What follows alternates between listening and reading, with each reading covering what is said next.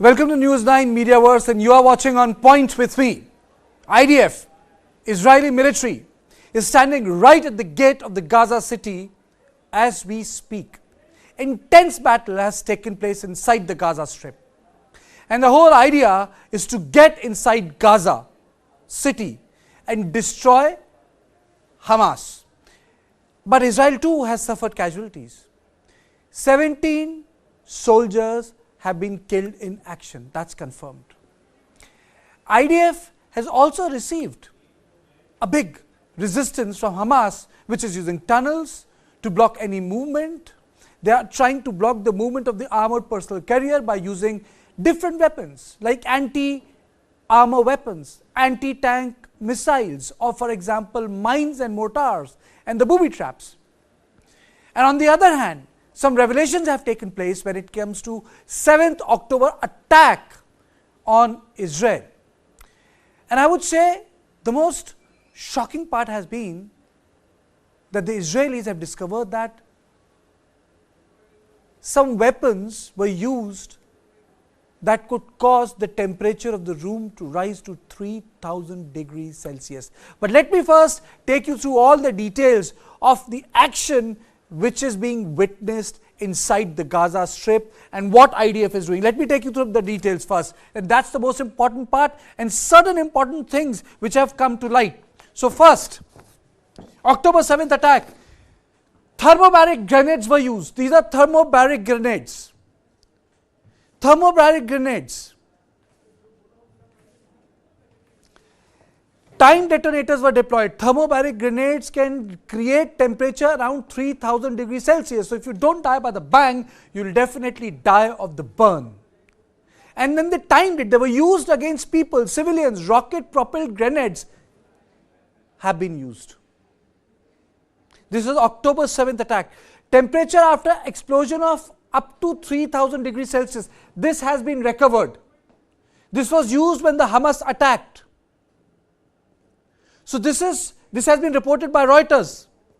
Hundreds of assault weapons have been recovered by military. Hundreds of assault weapons have been recovered by military.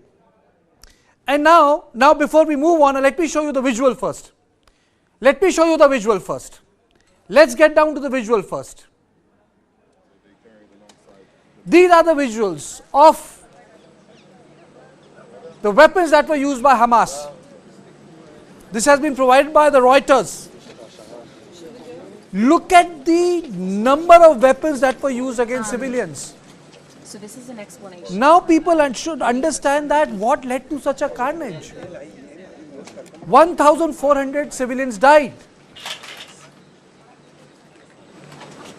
What we see here is a different type of explosives, of charges. For example, this one here is a thermobaric grenade that was used to burn rooms inside the houses. They used a timed detonator that is screwed here. Just pull out the safety, throw this into a room, close the door, shut, and it takes the temperature inside the room to 3000 degrees during the explosion. It burns, incinerates everything inside the room. Nothing comes out. We've seen many of those being used, and we collected many of those that weren't used in the field.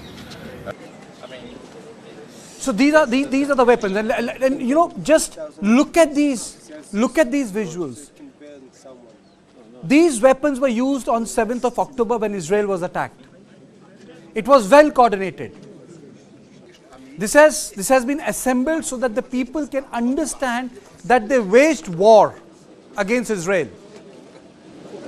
This, you should notice the sheer amount of launchers.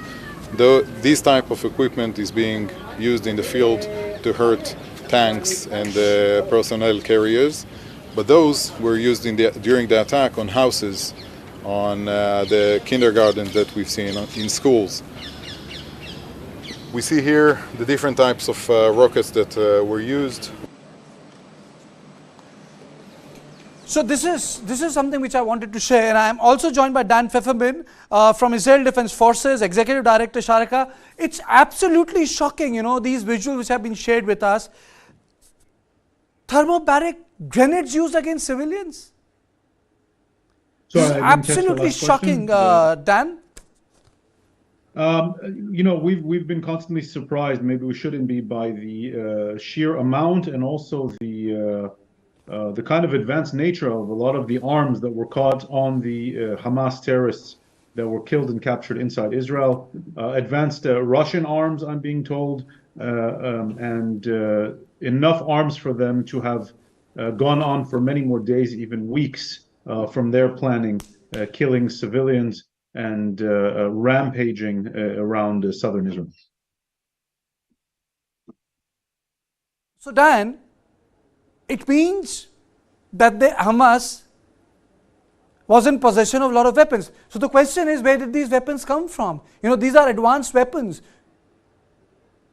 Yeah, for years now, first of all, Hamas is able to produce some of its own weapons, the rocket infrastructure and some of the other arms. They've long since learned how to produce themselves inside of Gaza, bringing in dual-use materials. They've been getting arms from Iran for many, many years now, both through the Sinai smuggling tunnels, Sinai in Egypt smuggling tunnels, and smaller amounts of arms that they're able to smuggle in on fishing boats. As we saw, there are also advanced Russian anti-tank missiles that they had in their possession. Assumingly, these are things that they either smuggle in via the Sinai desert, the tunnels that go under the Rafah border, or ones that they produce themselves. Now let me play out some visuals. Inside the Gaza Strip. As I said, that the Gaza City is not far away from the IDF. So first let me play out those visuals. Let's play out those visuals and show how intense the fight has been.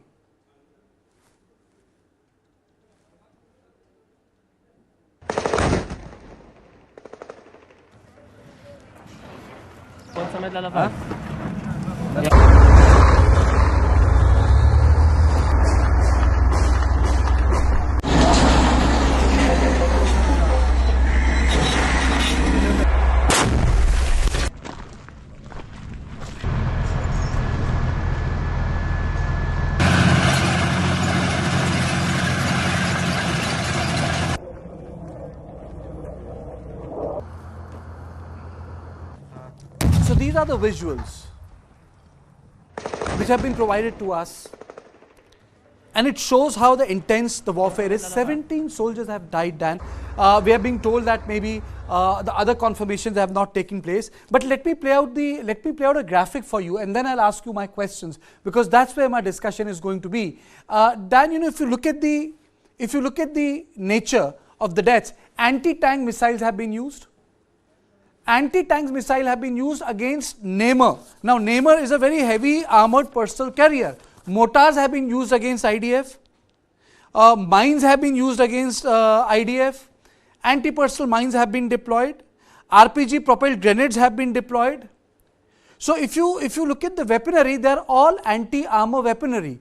So my question to you, Dan, is when we talk about all anti-armor weaponry and we talk about soldiers dying in Nemer, you would be aware of what Nemer is, which is a very heavy armored personnel carrier. It just tells you the sort of battle which is taking place, and I want your opening comments. Can you tell our viewer what sort of battle is taking place for Gaza City? Yeah, this is what we were expecting, and this is what Hamas wanted as well, is to draw the Israeli military into complex urban warfare. Urban warfare anyway, anywhere in the world that it has taken place, is always messy. It always benefits to a large degree the defender, so to speak, the local population. And Hamas has invested over $10 billion in the last years at building this complex system of underground tunnels that crisscross all of Gaza. We've talked about this before on your show. And so they are set up in a true asymmetric warfare doctrine, which means avoid being seen in open spaces, avoid full head-to-head, confrontations with the Israeli forces, who are obviously much larger in size and in training and in the amount of weaponry that they have, and try to pop up from different places, either within buildings or from different holes, exits from the tunnels, with anti-tank fire or anti-armor fire to try to wear away at the Israeli forces and get them bogged down. And that's what Hamas essentially wanted to do. The Israeli forces are being extremely cautious, advancing slowly, using advanced engineering and other technological capabilities to try to neutralize threats, whether it's mines, whether it's from the tunnels. Whenever there is a tunnel opening, the openings are being collapsed and taken out so they cannot be used again. And it's a very slow and very cautious process. We expected the fighting to be incredibly intense, and of course, that's what this is. And Dan, let me play out some more visuals so that people can have an idea. It's not like a sanitized version which people watch in the Hollywood films. These are the visuals which we have got through the wire service. It just tells us the intensity of the operation. Let us play up the NAT.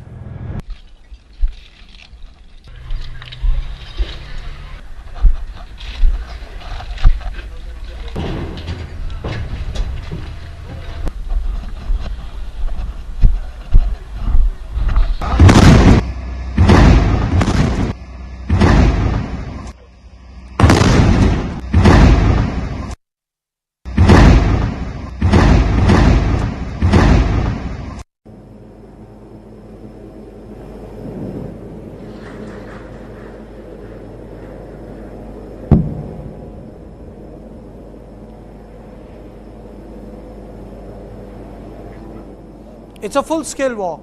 Then if we look at the entire theater, it's day or night, the troops are active. Helicopters or infantry, they are active. Armor is inside, tanks are inside, door-to-door combat is taking place. But what is your assessment how long it's going to take? Because if this much of time is required to reach the gates of the city, how much time, Dan, would be required by a professional army to fight this war, both on the top of the city and beneath the city? Sure. We recall, for example, how long it took the Western-backed forces, the Arab forces, to fight ISIS in Mosul.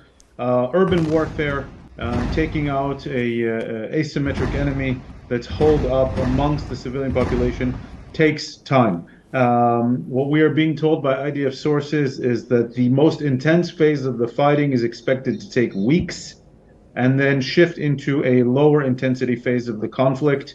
We can maybe call it kind of a cleanup operation to make sure Hamas operatives are captured, Hamas infrastructure is collapsed, the arms, especially the rockets and the anti-tank rockets, are either destroyed or confiscated. And that is a more low-intensity process that we are being told could take months.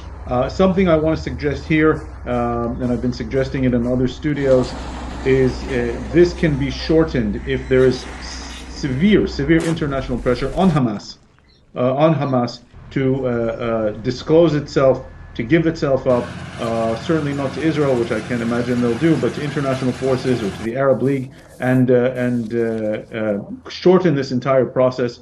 They won't do that because what they care about is more about hurting Israelis than it is about helping their own people. They've made that abundantly clear. But short of that, we're talking about maybe another few weeks of intense fighting. And as the Hamas operatives continue to whittle down into smaller numbers, maybe another few months of cleanup operations, which can be shortened with positive involvement of the international community to put pressure on Hamas to stop hiding behind civilians and stop trying to drag them into this conflict. Dan, this is a question to a person who has served in force, and you have. How difficult is it for a soldier on the ground to distinguish between a mixed civilian and defense infrastructure? I mean, so how do you distinguish that, in a hybrid atmosphere? How do you say that this guy is Hamas and this guy is not Hamas, when you can be a Hamas supporter but may not be carrying a gun, might be hiding a Hamas terrorist but might not be fighting the battle? What do you do on the ground? How do you distinguish all those things on ground? Because there's a physical line, there's a moral line, and ultimately it's a war. It's for any soldier who served in combat, it's such an intense experience to begin with, and that's when the other side is actually wearing uniforms on the battlefield. Now, that makes it infinitely harder when these Hamas terrorists are not wearing uniforms and they hide among the civilian population. They put their infrastructure under civilian centers and they try to use them as human shields. It's incredibly difficult. Decisions need to be made in split seconds by soldiers who are trying their best in this impossible situation to limit civilian casualties. But at the end of the day, Hamas is purposefully using this exact dilemma. We know that if it was many other armies in the world or in the region, including those like the Russians or the Turks who have been most critical of Israel, Gaza would not be standing today, and all 2 million Gazans would be gone. Israel is doing its absolute best to try to differentiate between the civilians and the fighters. It's not an easy task. I do not envy those soldiers on the ground who are doing their best to try to save their country from this threat while limiting as much as is humanly possible civilians on the ground from being hurt. One more thing which I really would like you to speak on this. What do you think would be the strategy of Israel? How will they bypass this tunnel issue without getting bogged down in a tunnel, but to destroy them? What is the strategy? Are you going to break them, seal them? What in your opinion will happen? Because I don't expect the entire Israeli army to get into the maze where the Hamas is going to enjoy an advantage. Yeah, we're seeing a combination of different tactical and technological responses to the tunnel. The first, of course, was bombing them from the air using bunker busters as much as possible to try to collapse them. And you can see some of the bigger tunnels, I'm being told from people on the ground, you can see where the collapses have taken place. Then, of course, there are robots that are being used, thermal cameras. There are certain technological capabilities to fill them up very quickly using sorts of special munitions that, like a balloon, like a hardened balloon that fills up the tunnels very quickly, and to avoid exactly what you said, to avoid being bogged down in tunnel warfare, where they will be trapped in Hamas's the traps that Hamas is trying to set up for them. Okay, I'm also joined by Lieutenant General Shaukin Chand. Thank you so much, sir, for joining me. And I want to ask this question to you. If you had seen my graphic, so why does armor becomes weak in urban warfare? Armor is supposed to protect infantry. Why does armor? I'm putting it in a very different way to you. Why armor becomes vulnerable in urban warfare? Good evening, Karthik. Thank you for calling me. Very interesting hearing the IDF spokesman tell us about urban warfare. The Indian Army has been involved. So he's Dan Pfefferman. He's retired. He's major. We will be joined by the spokesperson later, Lieutenant Colonel Peter Lerner. So he has served in IDF. So that is why I was asking, because yes. Very interesting hearing Dan speak. So I agree entirely with Dan. Tanks are basically weapons that need extended space. And the moment a tank is brought into an urban area, its mobility is restricted to the road. The number of traps and anti-tank weapons that can be set up to kill the tank or to destroy it are immense, and the tank can really not do anything, because as it moves along the road, on both sides, concrete buildings or destroyed concrete buildings, it has no visibility at all. And it is not using the advantages of either its mobility or its firepower or its protection. All three issues of the tank, which give the tank the ability to fight in open spaces, are actually a great disadvantage in urban warfare. So that's the first issue. Secondly, as a tank moves forward, and the only thing the tank is really protecting its occupants is from small arms. And the rest, of course, needs both the eyes of the infantry. It needs the ability to move forward. It needs the roads ahead to be cleared. So it's a very difficult situation when you're trying to use armor inside an urban area. More than anything else, this is an infantryman's battle. But it's also a battle of wits. And as Dan said, there are a lot of issues that the Israeli army has to look at. And if I was to suggest or I was to suggest to the Israelis how to move and how to use, how to go inside Gaza, and I'm sure they put in a lot of effort, is that advance along a totally different area. They are doing it by moving along the beach. The beach gives them extended spaces, at least better spaces than the others, and slowly by slowly rolling up and into Gaza City from an absolutely different direction. The second thing we were talking about was the tunnel warfare. Tunnel warfare the world over, and we have examples of Stalingrad, we have examples of the Battle of Kiev, and we have the battles in Iraq against Mosul.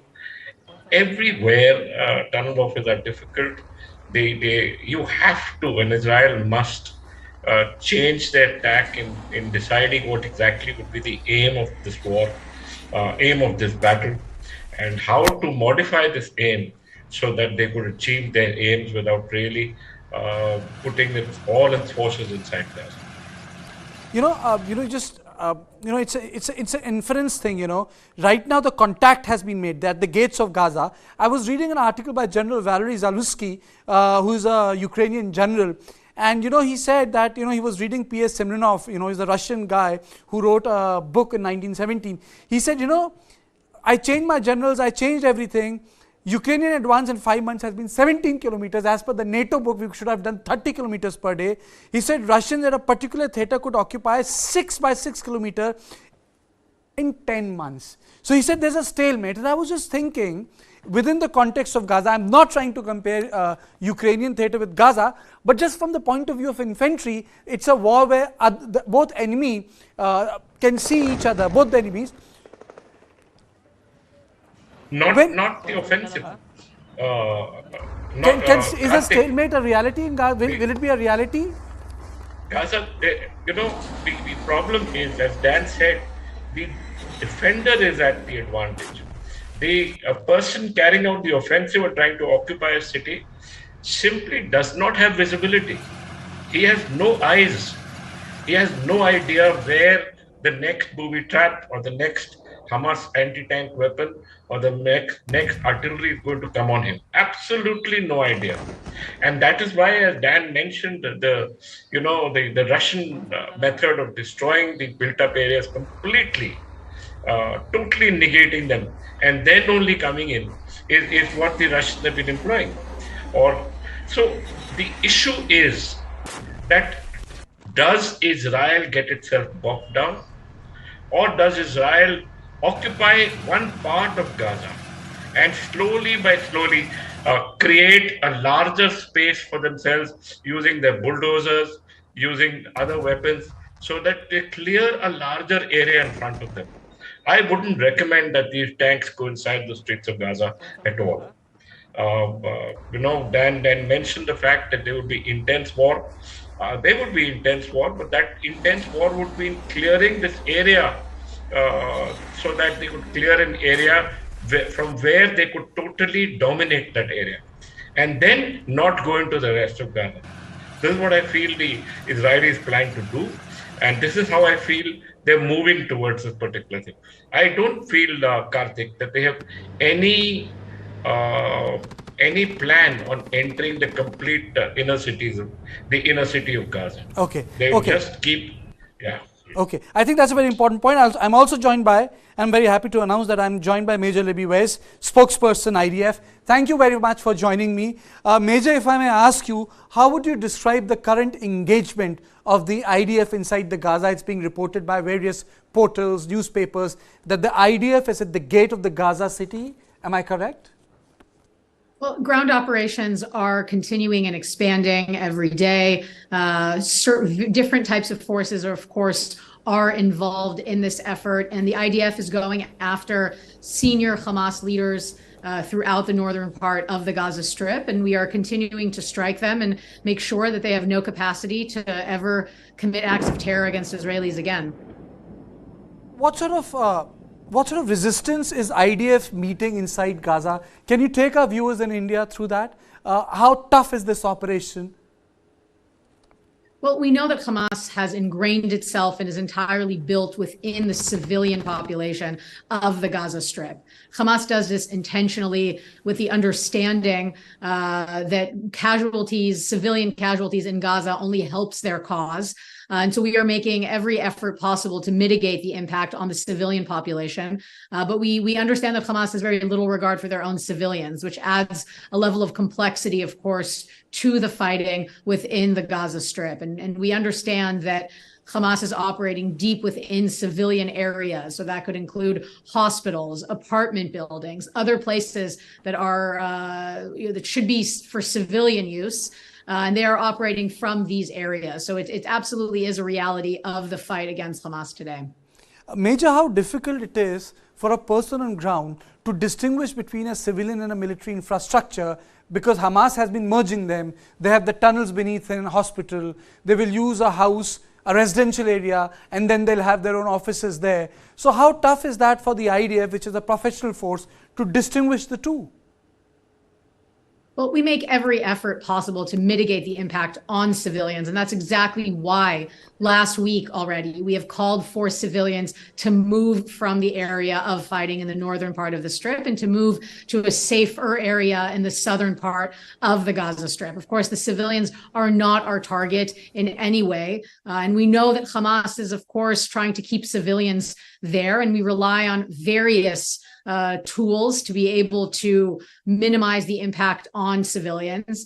And we think that Hamas needs to answer to the situation in the Gaza Strip, and Hamas should be making every effort possible to move civilians away from the northern part of the Gaza Strip.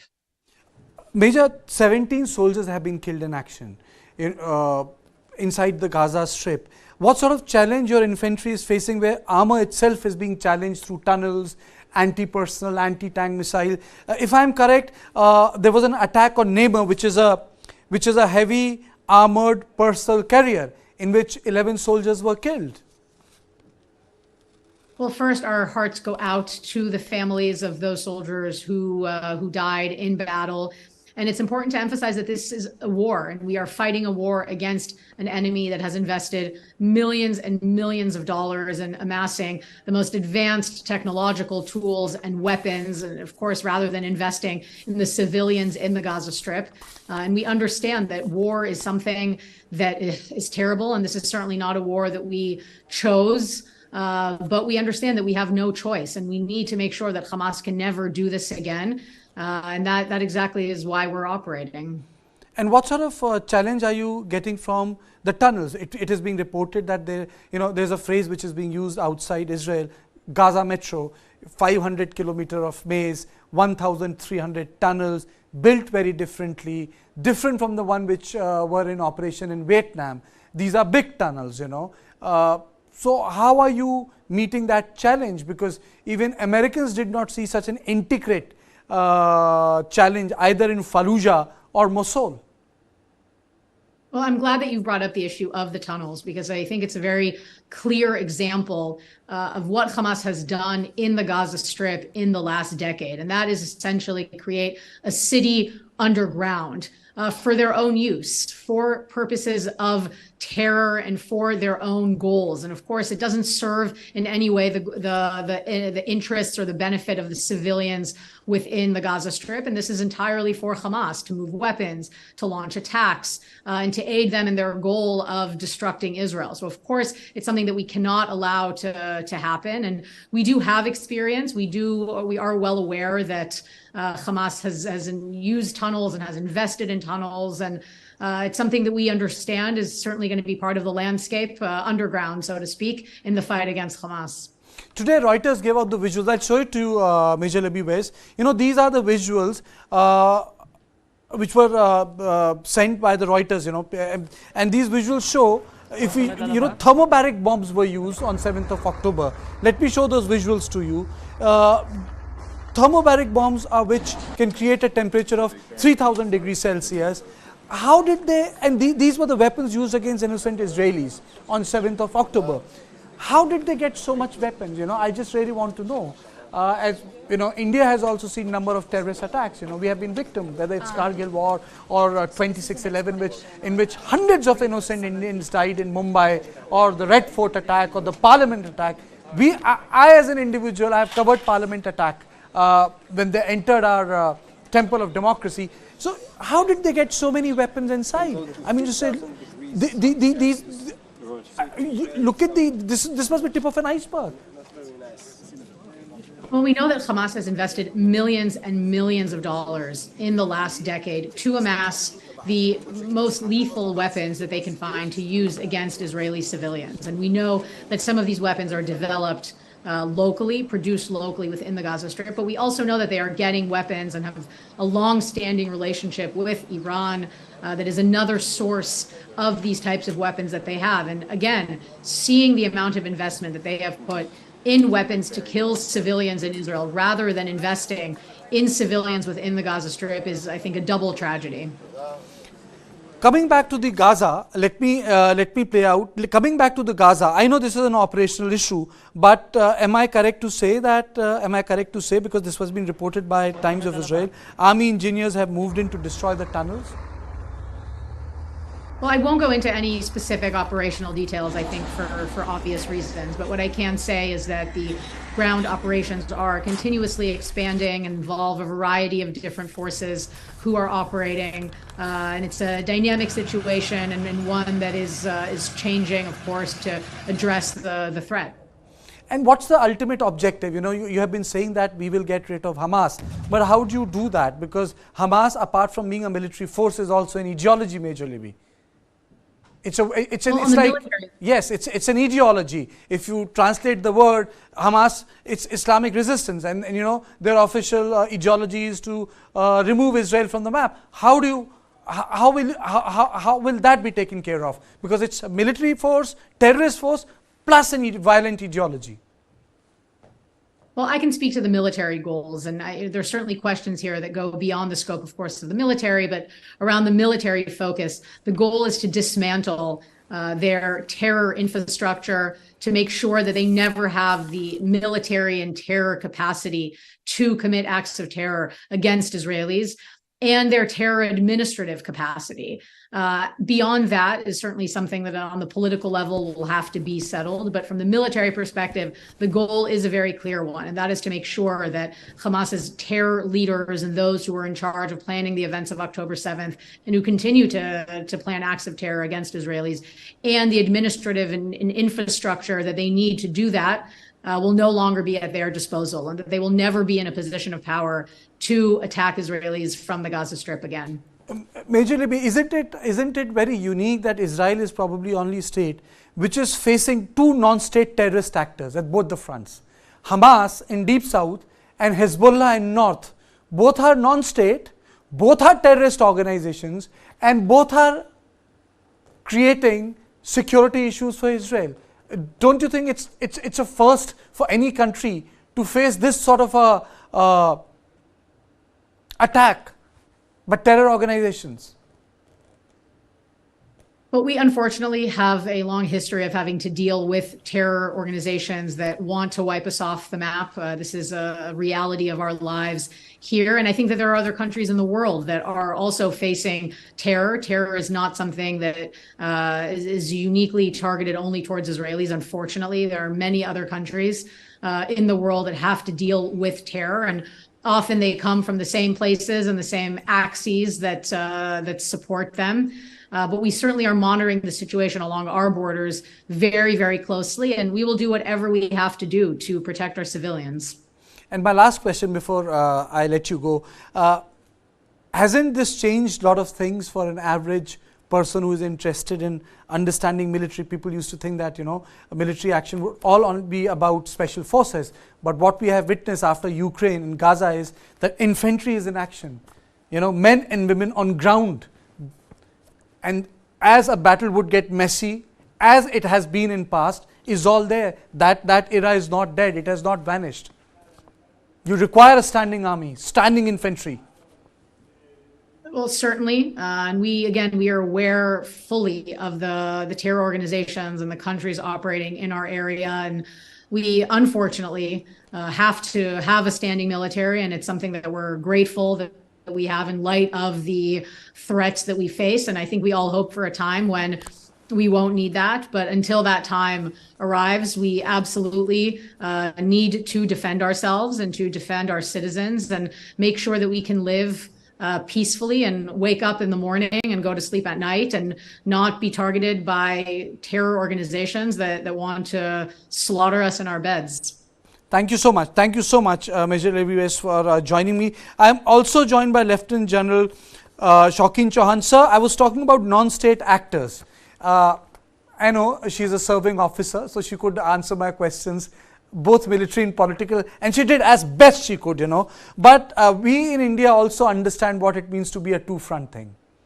But then we are dealing with states. Israel is the only state which is also dealing with two fronts and a third front, which is Yemen. When the Arrow system came into operation for the first time, I think day before yesterday. How would you describe this situation strategically, sir? Hezbollah, Hamas and Houthis. It's a very difficult situation, Karthik. There's just no doubt about that. But Israel is a little luckier in this issue. That both Hezbollah, in the sense that the Hamas, the Hezbollah and the Houthi, the Yemen, are no match for them militarily. Absolutely no match for them. Their sponsors are also no match for Israel's ability to adapt to this kind of warfare or the technological capabilities that Israeli has. And of course, the kind of help that the US gives them. As far as India is concerned, we are fighting also a similar 2.5 front war. We have Pakistan sponsored terrorism in the state of J&K. We have a Chinese sponsored, could be sponsored militancy or a similar kind of. So, if we talk about three-front war, I would like to tell our viewers that what they are witnessing is a full-fledged Gaza operation. It's a full-fledged Gaza operation. Let me play out the bite of the IDF spokesperson first, before I get back to General Chauhan. So far, 242 families of 242 hostages have been notified. I repeat, 242 hostages. We're committed to the national task to return them all home. The forces continue to dismantle the front defense lines of Hamas in the northern Gaza and to take control of central areas. We continue to intensify our operation and to advance according to plan and to the targets that we've set. The battle is ongoing as we've planned. In each battle, we have the upper hand, and that's how we move forward. We continue to fiercely defend our northern border and to strike from the air and land any attempt to shoot or infiltrate into Israel. I want to highlight that IDF is on high preparedness to respond to anyone who attempts to destabilize the security situation in the north. We are highly prepared on the northern border. General Chauhan, can I ask you a political question? Please do. So, Israeli spokesperson, retired person whom I have interviewed, they have kept one part of the conversation consistent. As much time as it takes, country will rally behind the forces, and we are aware of the fact that the casualties will be there. And we are prepared for the casualties. Do you think that Israel will have that political elbow room, keeping in mind that despite being a victim of a terrorist attack, the global opinion right now, barring few friends they have, is turning against them? Will they have that maneuvering space? Karthik, if you see the statements of the US, you see the statements of the Western world, you actually are, you're quite clear that the US as well as the Western world has allowed Israel that space to go after the Hamas. And whether it's the US, whether it's UK or all the countries in the less China and Russia in the UN Security Council, the rest of them have not given any kind of timelines. Everyone understands the difficulties of fighting in urban areas. Everyone understands that there can be no kind of time limit given. And everyone knows that this kind of warfare is extremely, extremely difficult and causes great amount of casualties. And you've been consistently asking a couple of questions to the Israelis. Can you differentiate between a civilian and the Hamas? The simple answer is no. You cannot differentiate. Can you make out that someone is innocent and someone is not? No. Until he fires at you, he's innocent. And once he fires at you, he's the enemy.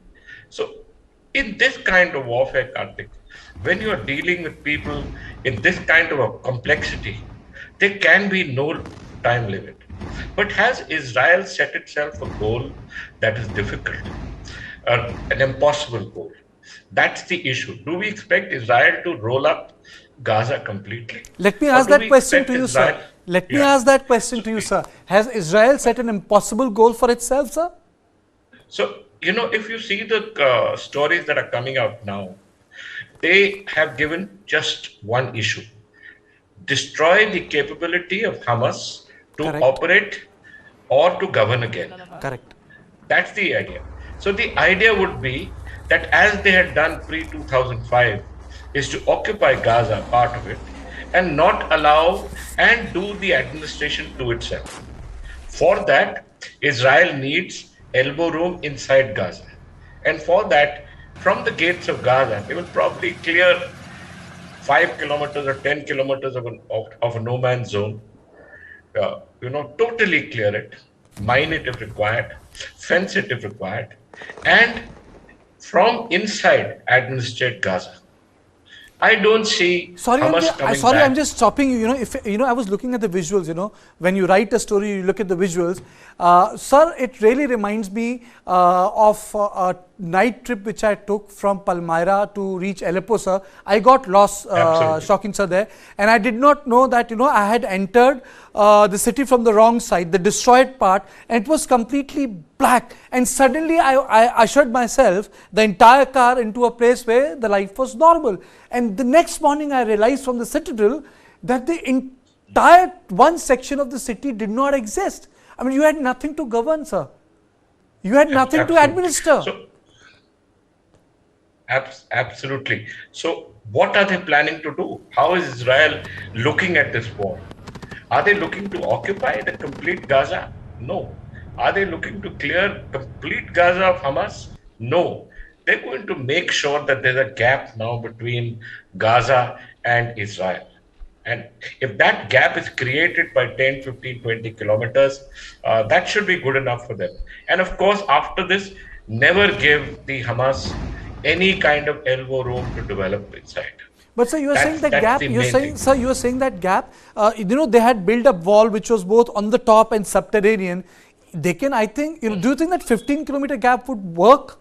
Keeping in the mind the sort of tunnels, the expertise or the wherewithal they have acquired, sir?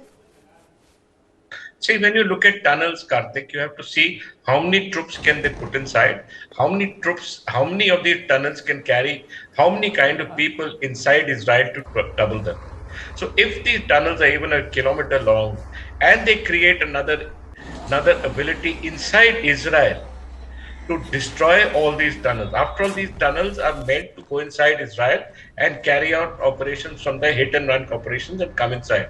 But in Israel, they have that area anyway cleared of people. If you go there, you will find that other than the kibbutz that are there, the rest of the area is absolutely clean. So they should be able to find out the external end, the exits of the tunnels in Israel, and completely either using seawater or using some kind of technology or using some kind of chemicals, completely be able to close up those tunnels. So the idea is that while Gaza might be riddled with tunnels, their exit into Israel can be stopped.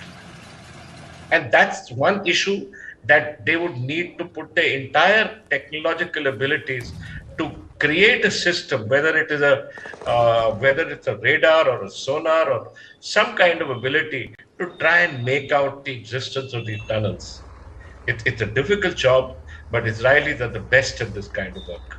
And I have absolutely no doubt in my mind that Israel will be able to create this. They'll be able to seal up the tunnels. They'll create this no man's zone inside Gaza. And they will now administer Gaza from inside rather than allowing the Hamas or any kind of other quasi-government to lead the people or to affect the lives of the people of Gaza. I think that's very well put, but there is no military action without a political objective. And Absolutely. And as General Chauhan has been saying it, I'll repeat him, that military actions are not independent of political thought. Military actions are done for a political resolution. Political resolution has to be part of whatever happens in Gaza. We are showing you the pictures of the operation which is taking place inside the Gaza Strip. These are the operations to flush out and neutralize terrorists inside. It's a full-fledged war. These are not like surgical operation. It's not a limited shallow operation. You have tanks, you have armored carrier personnel, soldiers have been killed in action. In fact, if you look at the larger rubric, more than 300 soldiers have died because 7th of October, Hamas killed the men of Israeli army. They were stationed in different areas. They were taken up by surprise. And as I showed you, that Hamas used thermobaric bombs against civilians. So yes, it is going to be a long haul, but any long haul, any military action requires a political solution. And I think what's happening in Gaza Strip, inside the Gaza Strip, will take its time, because Israel will go ahead and take its time in neutralizing any threat to its national security. Any country would do, but then ultimately a political resolution has to be on table. Any type of political resolution, because no military action is independent of a larger political thought.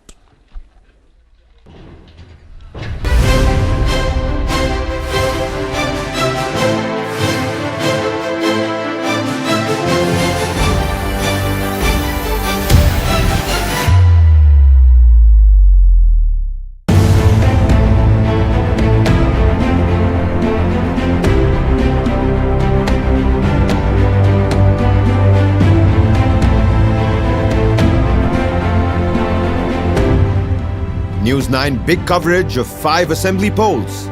Mandate 2023.